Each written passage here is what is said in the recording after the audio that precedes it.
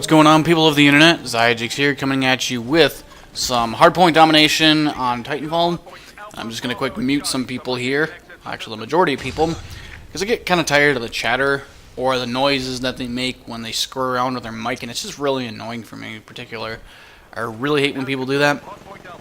But, you know what's more annoying than that? Probably bullying, just in general.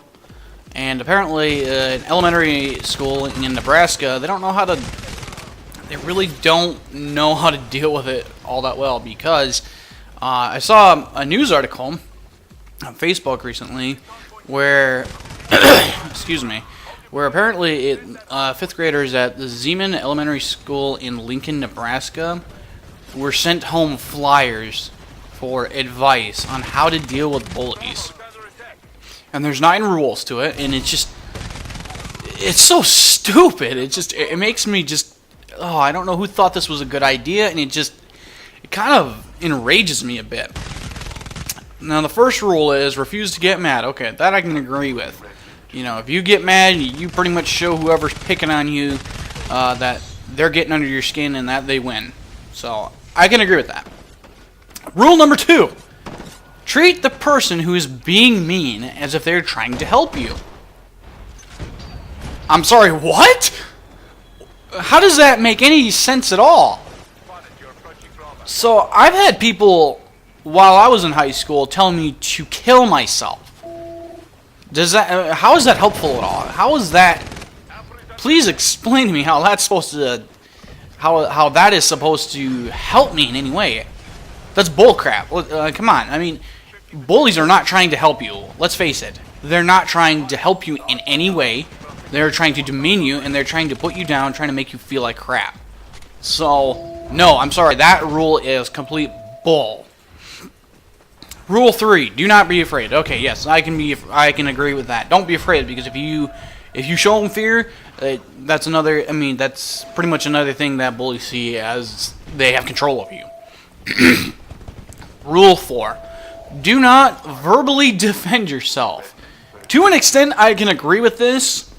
Yeah, if you come up with like a witty response and that's respectful and like not offensive in any way, okay, you win. But I mean, as soon as you have to start, as soon as you start responding in kind, yeah, that's where it kind of becomes a loss there, in my opinion. Rule 5, do not attack. Yeah, don't strike back, obviously, because that's what they want you to do. Rule 6, if someone physically, and this is underlined, if someone physically hurts you, just show you are hurt. Do not get angry. So, basically curl up in a ball and cry like a baby. Pretty sure the bully wins in that case. Rule 7, and this one is probably my favorite. Do not tell on bullies. Wow.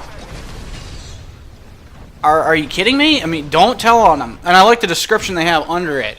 The number one reason bullies hate their victims is because the victims tell on them.